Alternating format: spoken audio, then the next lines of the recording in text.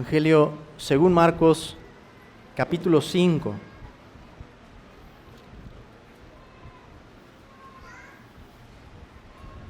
Si ya lo tienen ahí, les pido que se pongan en pie. Marcos capítulo 5 nos dice de esta manera: vinieron al otro lado del mar, a la región de los Gadarenos, y cuando salió él de la barca, enseguida vino a su encuentro de los sepulcros un hombre con un espíritu inmundo, que tenía su morada en los sepulcros, y nadie podía atarle, ni aun con cadenas, porque muchas veces había sido atado con grillos y cadenas, mas las cadenas habían sido hechas pedazos por él, y desmenuzados los grillos, y nadie le podía dominar. Y siempre, de día y de noche, andaba dando voces en los montes y en los sepulcros, e hiriéndose con piedras. Cuando vio, pues, a Jesús de lejos, corrió y se arrodilló ante él, y clamando a gran voz, dijo: ¿Qué tienes conmigo, Jesús, Hijo del Dios Altísimo? Te conjuro por Dios que no me atormentes. Porque le decía: sal de este hombre, espíritu inmundo. Y le preguntó: ¿cómo te llamas? Y respondió diciendo: Legión me llamo, porque somos muchos. Y le rogaba mucho que no los enviase fuera de aquella región. Estaba allí cerca del monte un gran hato de cerdos paciendo, y le rogaron todos los demonios, diciendo: envíanos a los cerdos para que entremos en ellos. Y luego Jesús les dio permiso. Y saliendo aquellos espíritus inmundos, entraron en los cerdos, los cuales eran como 2000, y el hato se precipitó en el mar por un despeñadero, y en el mar se ahogaron. Y los que apacentaban los cerdos huyeron, y dieron aviso en la ciudad y en los campos, y salieron a ver qué era aquello que había sucedido. Vienen a Jesús, y ven al que había sido atormentado del demonio, y que había tenido la legión, sentado, vestido, y en su juicio cabal, y tuvieron miedo.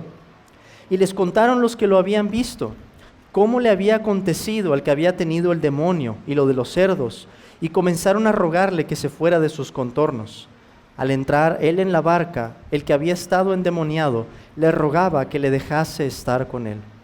Mas Jesús no se lo permitió, sino que le dijo: vete a tu casa, a los tuyos, y cuéntales cuán grandes cosas el Señor ha hecho contigo, y cómo ha tenido misericordia de ti. Y se fue, y comenzó a publicar en Decápolis cuán grandes cosas había hecho Jesús con él, y todos se maravillaban. Hermanos, podría decirles que una manera de resumir esta predicación sería con dos versículos que provienen de las cartas de los apóstoles. Por un lado, podríamos pensar en lo que el apóstol Juan en su primera carta le dice a la iglesia, que mayor es el que está en nosotros que el que está en el mundo. Mayor es el Señor Jesucristo que el que está en el mundo. ¿Quién es el que está en el mundo? Satanás, el diablo, la serpiente antigua. Y podríamos agregar a ese versículo también lo que Pablo le dice a los corintios cuando expresa: de modo que si alguno está en Cristo, nueva criatura es. Las cosas viejas pasaron, he aquí todas son hechas nuevas. Y yo decirles, hermanos, he terminado mi sermón. Piensen en esos dos versículos, porque esos dos versículos contienen la enseñanza que encontramos en este pasaje. Pero alguien dirá: hermano, pero no has expuesto lo que está en el pasaje. No, pero les estoy diciendo cuáles son las verdades o las doctrinas del pasaje. ¿Cuál es mi punto, hermanos? Quiero que piensen en esto.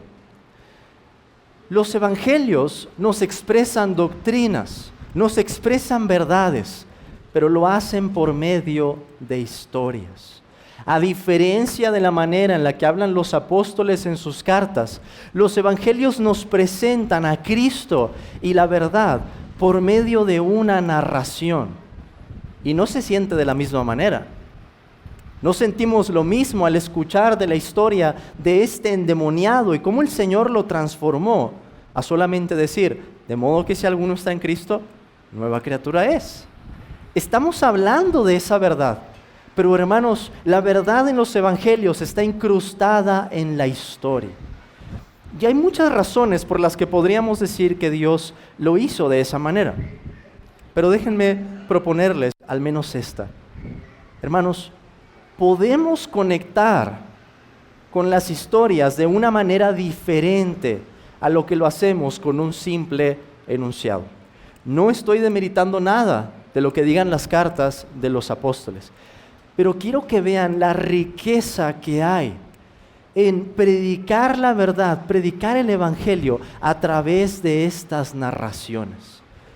Sería muy diferente exponer 2 Corintios 5:17 a pensar cuál es el poder de Cristo para transformar a un hombre según lo vemos en la historia del endemoniado.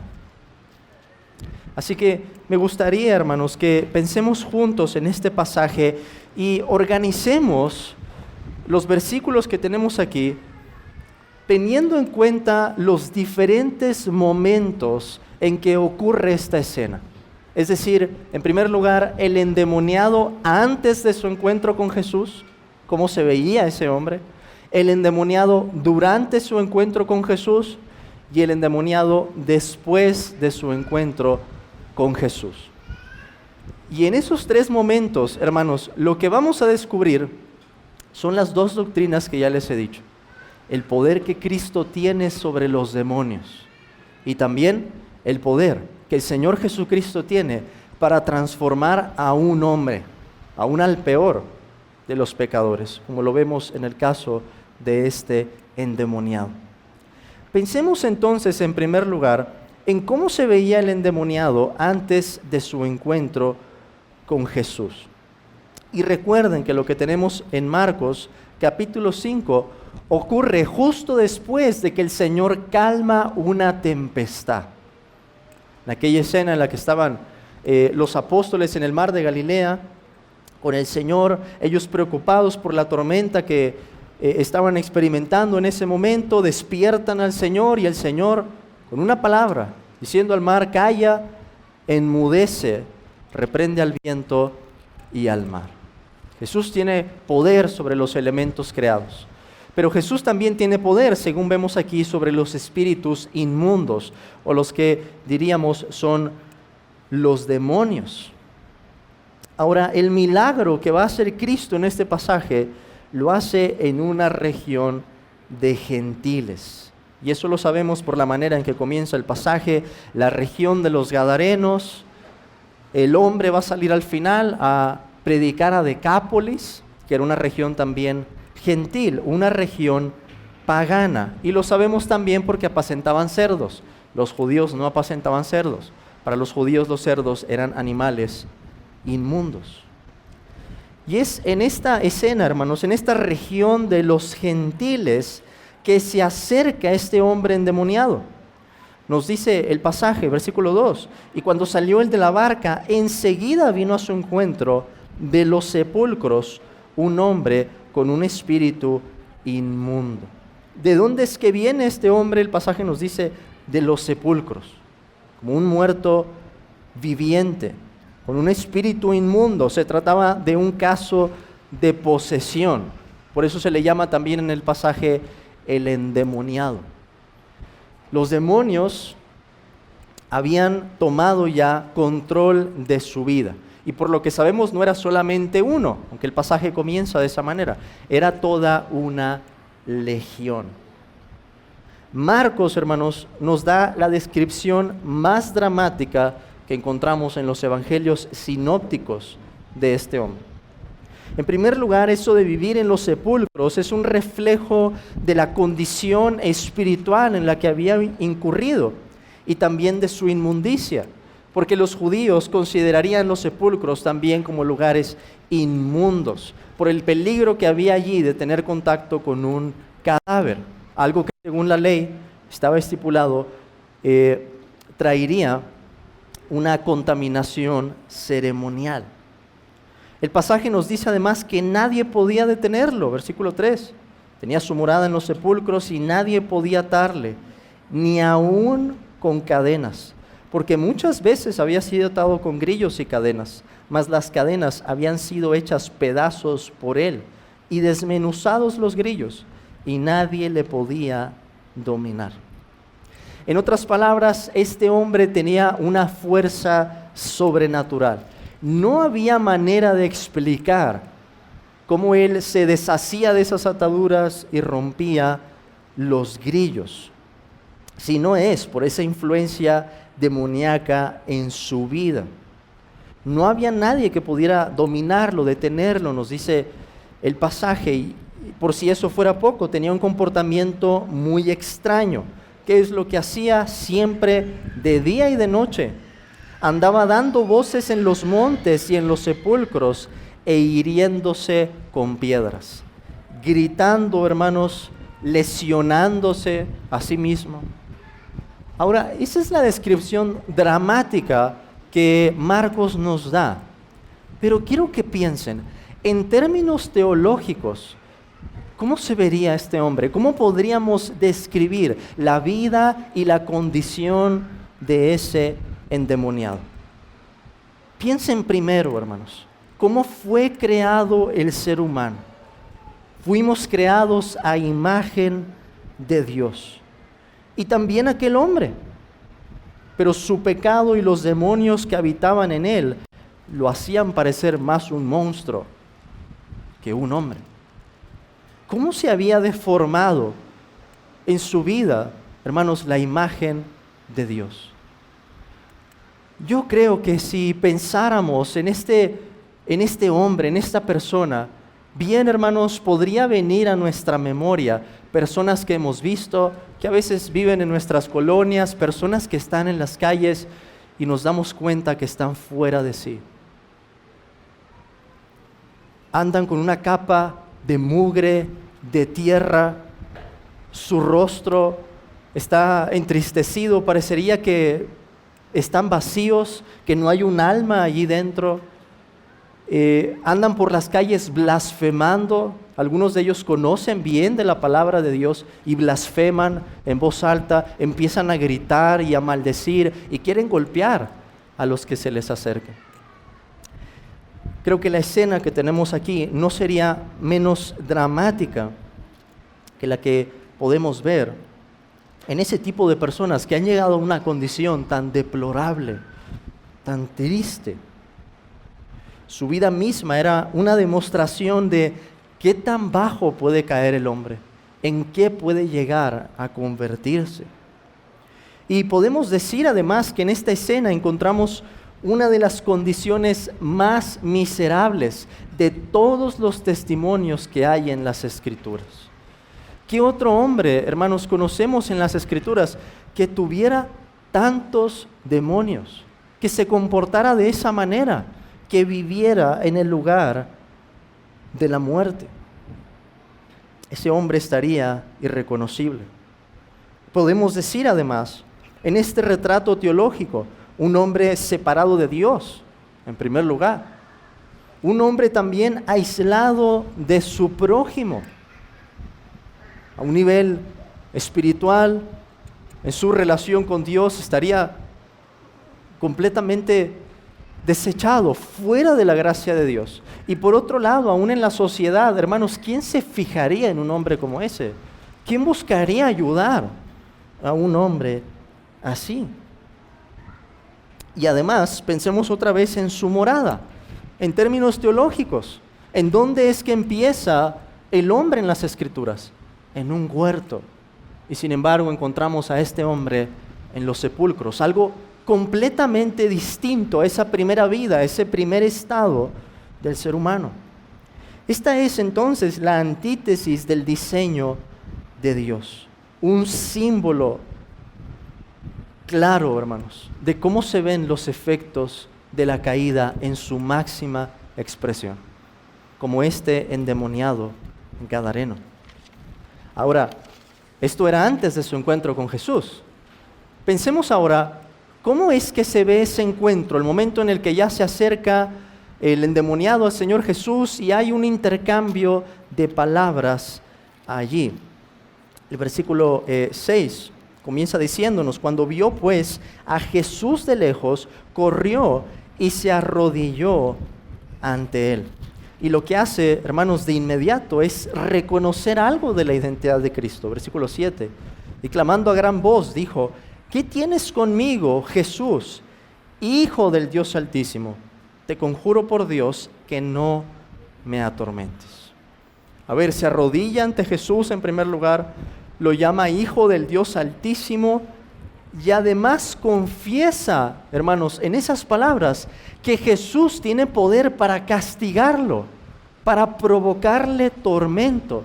Te conjuro por Dios que no me atormentes.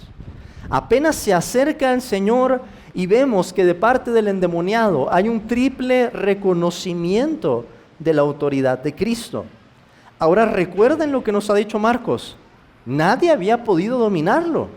Y todavía el Señor no dice ninguna palabra, según nos lo presenta Marcos aquí, y ya tenemos este reconocimiento. Esa pregunta que habían hecho los discípulos cuando vieron a Jesús calmando la tormenta, resonaría en esta parte. ¿Quién es este? Dijeron los discípulos, que aún el viento y el mar le obedecen. En este pasaje vamos a preguntarnos, ¿quién es este? Que este hombre endemoniado con la legión lo está obedeciendo. Los demonios, hermanos, por lo que vemos, tienen un conocimiento correcto de quién es Cristo.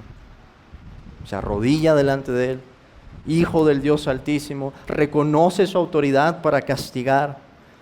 Y eso es algo que los hace temblar. Pero los demonios no tienen un conocimiento salvífico. Además, Jesús es reconocido aquí de manera implícita como un guerrero. Como un guerrero. ¿Y de dónde saco esa idea? Piensen, hermanos, en la forma en la que se presenta este endemoniado. El Señor nos dice, Marcos le decía, sal de este hombre, espíritu inmundo, y le preguntó, ¿cómo te llamas? Y respondió diciendo, Legión me llamo, porque somos muchos. La palabra legión se utilizaba para designar a un grupo de 6,000 soldados. Es un término, hermanos, con connotaciones militares. Y por eso podemos pensar en esto de que sean muchos demonios. Al utilizar esa palabra, lo que tenemos aquí es una batalla. Es el Señor Jesús contra este hombre que tiene la legión. Recuerden, nadie había podido dominarlo. Lo impresionante es que en esta batalla no hay competencia alguna. No hay comparación. Los demonios están presentando ruegos a Cristo. Y Cristo está hablando con autoridad.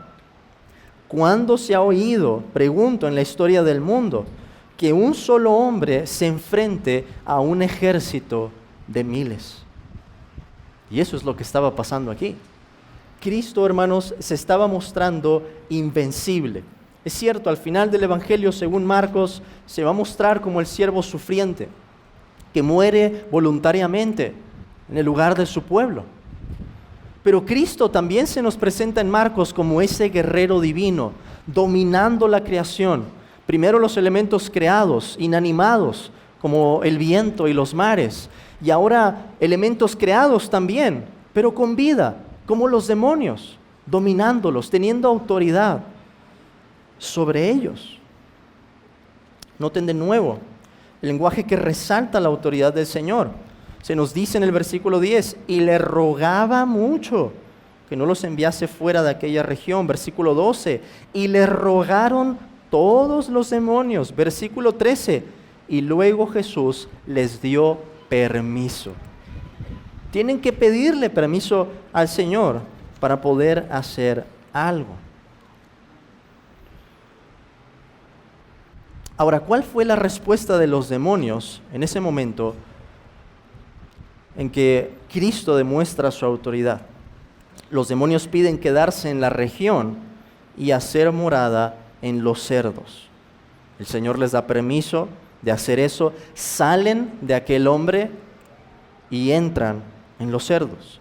Y lo primero que vemos es que el primer acto de esos cerdos, ahora poseídos por los demonios, es lanzarse al mar por un despeñadero. Hay misterio en esta escena, hay cosas que no podemos resolver, exactamente cómo es que operan los demonios sobre el alma de un hombre y ahora también sobre la vida animal. Pero vemos algunas cosas claras. Ellos tenían la capacidad de poseer a una misma persona, muchos demonios, un solo hombre. Y podían también entrar en estos animales. Además, vemos que su intención y dirección tiende siempre a la muerte y la destrucción. ¿Qué hacía el hombre cuando estaban dentro de él? Se lesionaba a sí mismo, se lastimaba. ¿Qué hicieron los cerdos cuando ellos hicieron morada en ellos? Se lanzaron al mar. Pero más allá de lo que podamos deducir, había algo más grande aquí, que tiene que ver con esos cerdos. Y el evento de los cerdos sería una evidencia visible de algo que ocurrió de manera invisible en aquel hombre. No podemos ver directamente a un espíritu.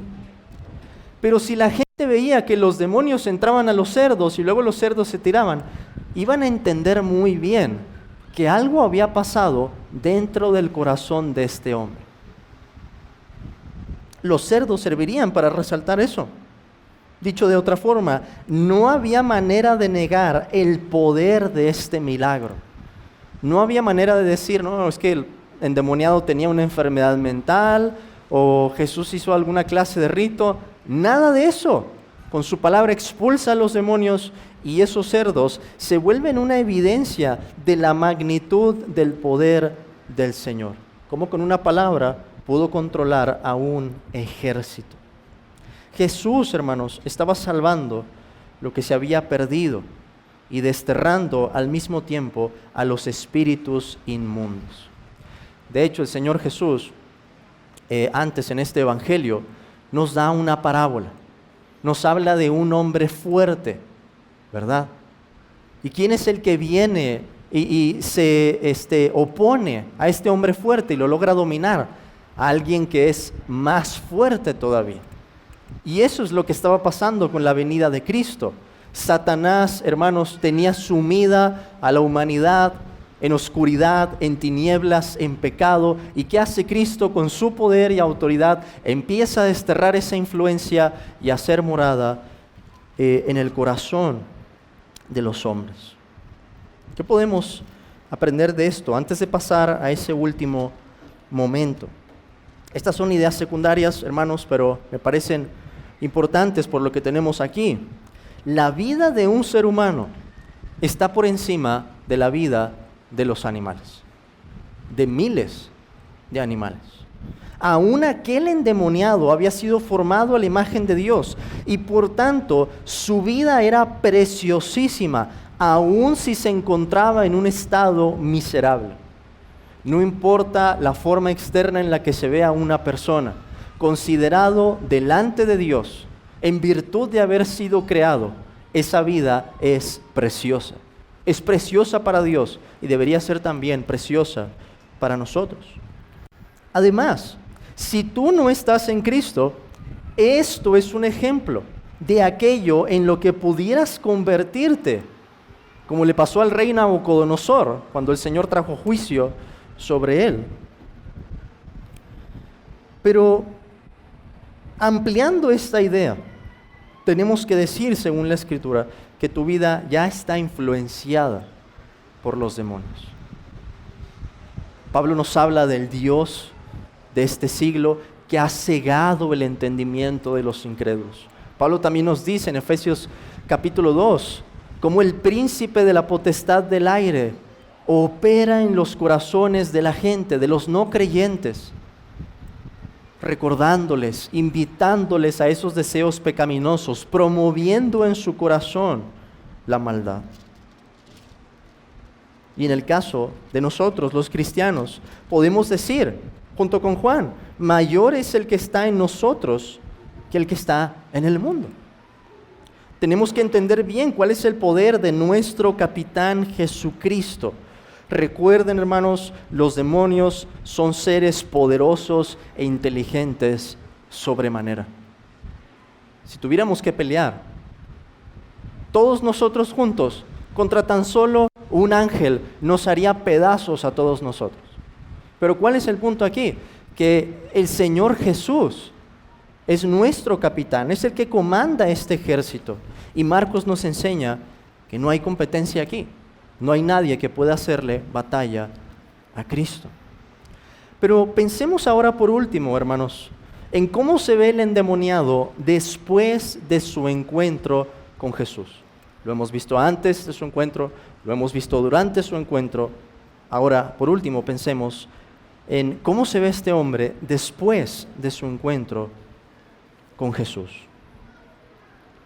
Lo primero que debemos decir es que el encuentro con el Señor fue lo que cambió radicalmente la vida de aquel hombre. Y los primeros en atestiguar esto son los que habían llegado por el informe de los que apacentaban a los cerdos. Así nos lo dice el versículo 14. Y los que apacentaban los cerdos huyeron y dieron aviso en la ciudad y en los campos y salieron a ver qué era aquello que había sucedido. Entonces parece que no averiguan mucho. En cuanto los cerdos se lanzan al despeñadero, estos hombres dicen, acabamos de ver algo muy extraño, vamos a nuestra ciudad a avisar, y ahora vienen las multitudes para ver e enterarse qué es lo que pasó, qué había sido lo que había pasado, quién era este hombre Jesús y qué hizo con el endemoniado.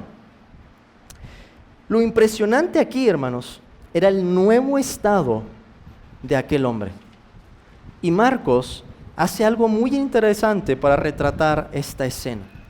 El verbo que encontramos en el versículo 15, cuando se nos dice, vienen a Jesús y ven al que había sido atormentado del demonio, en realidad está en tiempo presente en griego y puede traducirse el endemoniado. Ahora, ¿qué es lo que Marcos está haciendo aquí? El hombre ya no tenía los demonios y sin embargo Marcos insiste en llamarlo el endemoniado. Hermanos, Marcos está creando un efecto dramático. Lo que él quiere resaltar, caracterizándolo de esta manera, era cómo lo hubiera conocido la gente que vivía en la ciudad. ¿Cómo lo conocían? Así como lo vimos en un principio, vivía en los sepulcros, se autolesionaba, se la pasaba por la vida gritando. Marcos quiere recordarnos eso. Así era como lo conocía la gente. Y ellos esperarían ver al mismo de siempre. El de los gritos, el de los sepulcros, el hombre desnudo, el hombre que está fuera de sí, que se golpea con rocas. Marcos añade aquí también, y que había tenido la legión. Esa es la idea que tenían los habitantes. Pero ¿qué es lo que vieron al acercarse a esta escena? Hermanos, ellos encontraron una nueva criatura. Marcos lo describe así: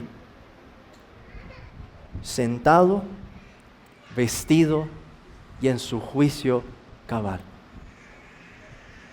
Piensen en eso, cómo se vería su apariencia antes de su encuentro. Y ahora está sentado, está tranquilo, está vestido, tiene ropa ahora sí, y ahora está en su juicio cabal. Entiende, conversa, voltea a ver a las personas, voltea a ver al Señor. Esta es la manera, hermanos, en la que Dios transforma un corazón. Tan grande es ese cambio que no podemos describirlo con una sola palabra en la Escritura. Necesitamos muchas palabras para hablar de esto. La Escritura nos dice que éramos esclavos del pecado y ahora somos libres. La Escritura nos caracteriza a nosotros en nuestro primer estado después de la caída como hijos del diablo. Juan capítulo 8. Hijos del diablo, destinados para ira. ¿Cómo somos llamados ahora? El nombre que Dios nos ha dado, hijos de Dios. Antes vivíamos en las tinieblas de este mundo. Y cuando encontramos a aquel que es la luz del mundo, Juan capítulo 8, y ahora lo seguimos a Él, vivimos ahora en esa luz. Antes, la Escritura nos dice, estábamos bajo la potestad de Satanás.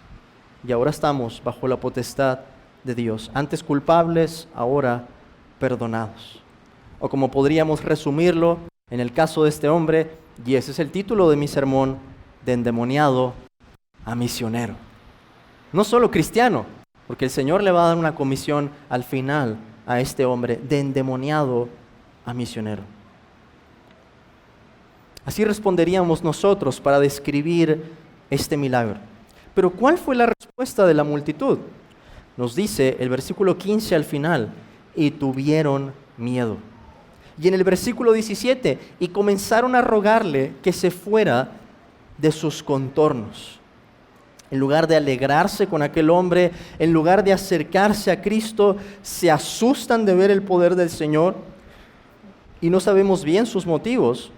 Pero Cristo había dicho ya en la parábola del sembrador, Marcos capítulo 4, que no todos recibirían la palabra. Uno de esos 4 terrenos estaría dispuesto para crecer.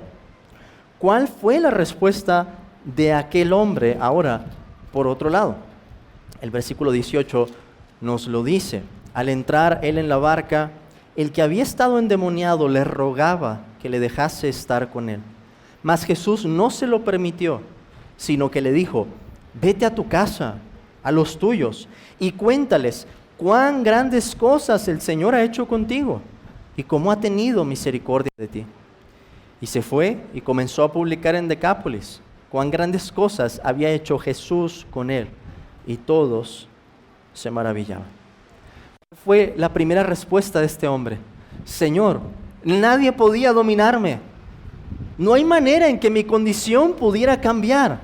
Y tú te acercaste, experimenté tu poder en mi vida, algo que jamás hemos visto, ni en la religión de nuestros padres hemos escuchado algo semejante, que alguien librara a un hombre que estaba poseído por miles de demonios. Jesús no solo había logrado dominar su corazón, Jesús lo había transformado. Y este hombre estaba profundamente agradecido. Señor, déjame ir contigo, déjame seguirte en el camino. Quiero aprender de ti, quiero escuchar lo que tú tienes que decir. Pero ¿qué es lo que le manda el Señor Jesús? Lo manda a que dé testimonio a su familia de la grandeza de la obra de Dios y de su misericordia. Y por eso podemos decir, hermanos, uno de los primeros misioneros en la historia de la iglesia fue un hombre que había estado endemoniado. ¿Qué esperanza da eso? ¿Qué misericordia de parte de Cristo? Y noten también lo que Marcos hace aquí. Porque las palabras del Señor Jesús al final para este hombre fueron: cuéntales cuán grandes cosas el Señor ha hecho contigo y cómo ha tenido misericordia de ti. ¿Cómo describe Marcos el final? Comenzó a publicar en Decápolis cuán grandes cosas había hecho Jesús con él. ¿Qué está diciendo Marcos? Jesús es el Señor. Jesús mostró este poder. Jesús mostró esta clase de misericordia. Dios mismo hecho hombre. Permítanme, hermanos, terminar ahora con algunas aplicaciones que podemos tomar de esta narración. En primer lugar, hay personas aquí, muy probablemente, que dudan de si Dios podrá salvarlas a ellas. Estoy casi seguro que hay personas aquí que se preguntan: ¿Dios salvando a alguien como a mí? ¿Es eso acaso posible?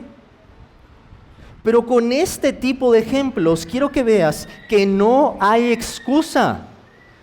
Tú dices, pero mi pecado es muy grande. Ah, sí, no lo dudo, pero te pregunto, ¿tienes acaso una legión de demonios dentro de ti?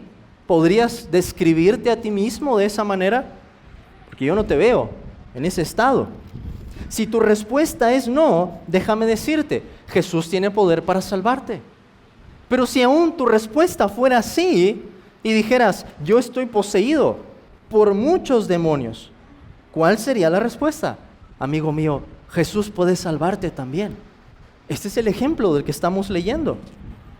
¿Crees que el Señor te trataría con menos misericordia que un hombre que está desnudo, viviendo en los sepulcros, gritando, aventando piedras y lastimándose a sí mismo?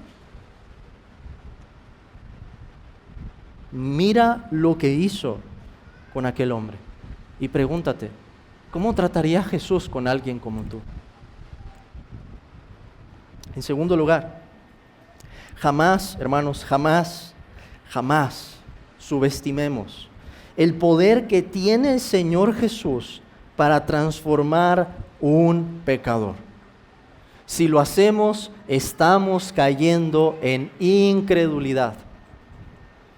Dudas de que Cristo puede transformar a tu hijo rebelde, a tu papá, a tu mamá, a tu esposo, a tu esposa, a tu hermano, a tu primo que no es creyente. ¿Lo has dudado? ¿Te has preguntado en tu corazón o te has dicho a ti mismo, no, yo creo que Dios no lo va a salvar, yo no lo veo respondiendo? Hermanos, seamos instruidos por esta escena. No hablemos de esa manera. No volvamos a dudar del poder que Cristo tiene. Por último, este pasaje nos enseña también que no hay nada que pueda detener al Salvador. Hermanos, yo podría decirles que a esto se reduce mi calvinismo. ¿Quieren un ejemplo de cómo se ve el calvinismo? Piensen en el endemoniado gadareno. ¿Qué ejercicio de su voluntad podría hacer este hombre como para alcanzar la fe y el arrepentimiento cuando su vida está dominada por probablemente miles de demonios? Y sin embargo, el Señor llega sin hacer preguntas, con poder, con misericordia y transforma en un momento a este endemoniado en una nueva criatura. Nosotros, en unión con Cristo, hallamos consuelo entonces, hallamos una seguridad inquebrantable. Cristo nos caracteriza a nosotros en los evangelios, entre otras maneras, como ovejas y a nuestros enemigos como lobos. Estamos rodeados, hermanos, de peligros, de inseguridad, acechados, no solamente por las personas que podemos ver en este mundo que se oponen al Evangelio, mucho más por otros seres que están por encima de ellos, que nos aborrecen, que quieren ver destruida la imagen de Dios, que quieren que el nombre de Dios sea blasfemado por nosotros. Y sin embargo, la Escritura nos consuela de esta manera diciendo, en la boca del apóstol Pablo, por lo cual estoy seguro de que ni la muerte, ni la vida, ni los ángeles, ni principados, ni potestades, ni lo presente, ni lo porvenir, ni lo alto, ni lo profundo, ni ninguna otra cosa creada nos podrá separar del amor de Dios, que es en Cristo Jesús, Señor nuestro. De manera que al ver esta escena, encontramos también consuelo, al decir, ese mismo que libró al hombre endemoniado aquel día, ese mismo es el Salvador que confieso. Ese es el Salvador del que canto. Ese es el Salvador que ha transformado mi vida y a quien le debo todo. Hermanos, vivamos entonces de manera en que podamos reflejar una fe con esta clase de Salvador omnipotente, que digamos, no tenemos temor de lo porvenir, porque sabemos que estamos seguros en las manos de Cristo. Amén, hermanos.